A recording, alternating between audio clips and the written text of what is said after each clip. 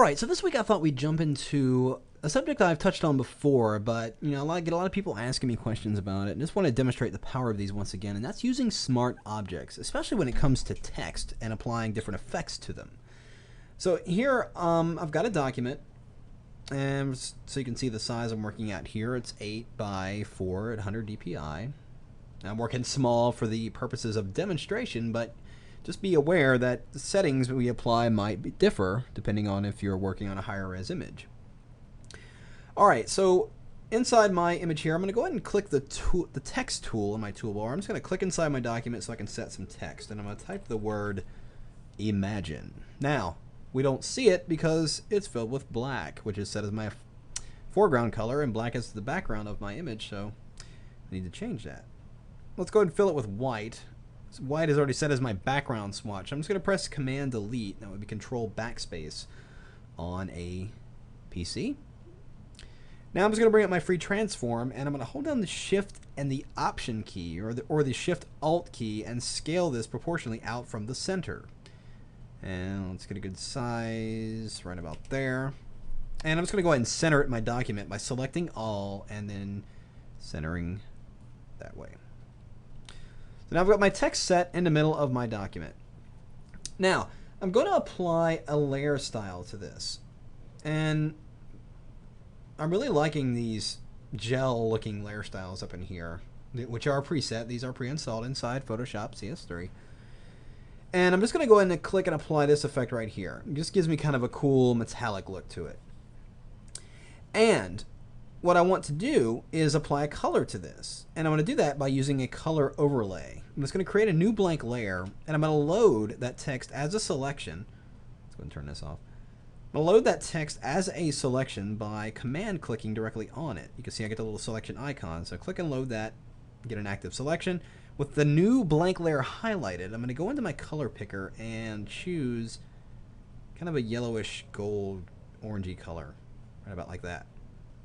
So hit OK, and with that selection active, set as my foreground color, I'm just going to press Option Delete or Alt Backspace. So it fills that color in. So now I've got that color layer over my effect. Well, to make it reveal or blend in with my effect, I'm going to use a blend mode, and we're going to use overlay. So that gives me a pretty interesting result there. Well, now here's what I'm going to do. I'm going to shift click on both of these layers to select them both, and I'm going to basically nest these inside of a smart object. So let's go into the flyout menu here and choose Convert to Smart Object. And you can nest smart objects within smart objects all day long. It's just how many different levels you want to go into there. So I've got that object in there. I'm actually going to duplicate this smart object. And I'm going to go into the Edit menu and go to Transform, Flip Vertical, and this is going to create our reflection of this text. Let's drag it beneath that text there so we get a little bit of a shadow looking there. So there that is. I'm going to apply a layer mask to this layer.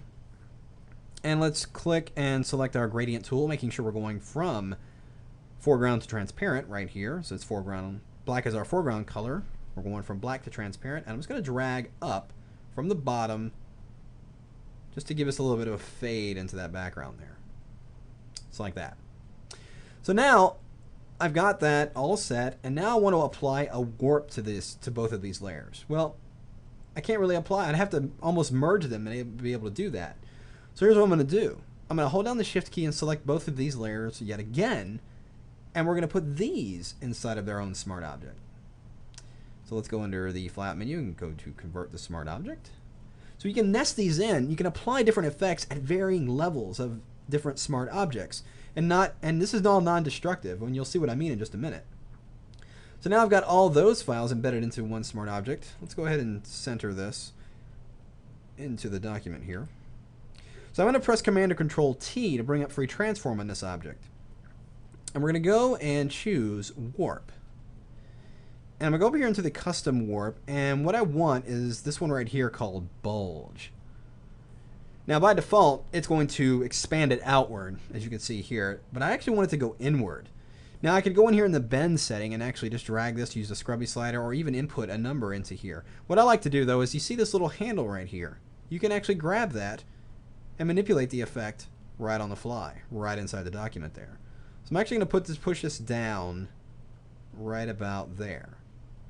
Then I'm going to activate the free transform yet again by pressing Command or Control T.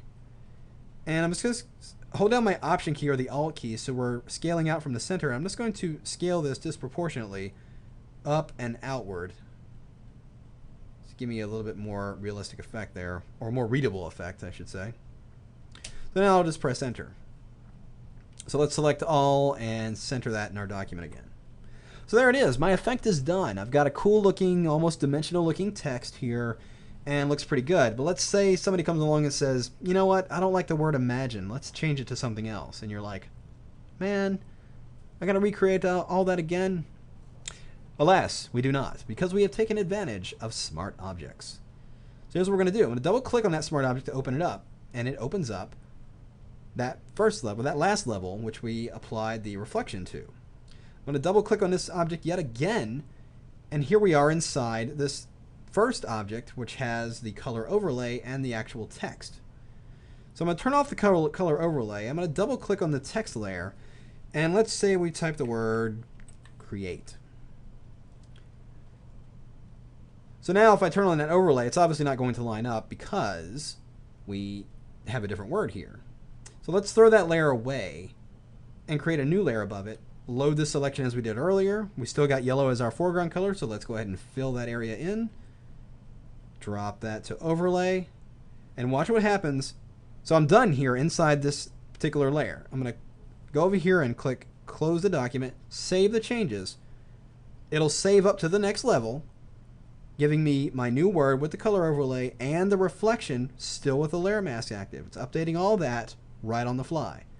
I'm going to close this layer or this smart object yet again because we've got several levels of smart objects in this one document. So I'm going to close that document, click save, and watch what happens in our main file. Boom. Gone ahead and created. It's changed the wording, reapplied the distortion, and everything is in place with all the new text. I did that in just a few steps.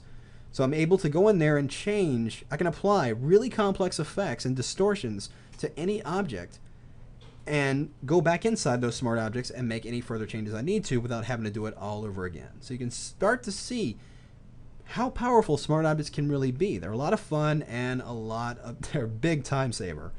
So play with them yourself, see what kind of cool things you can do, and I hope you have fun with it.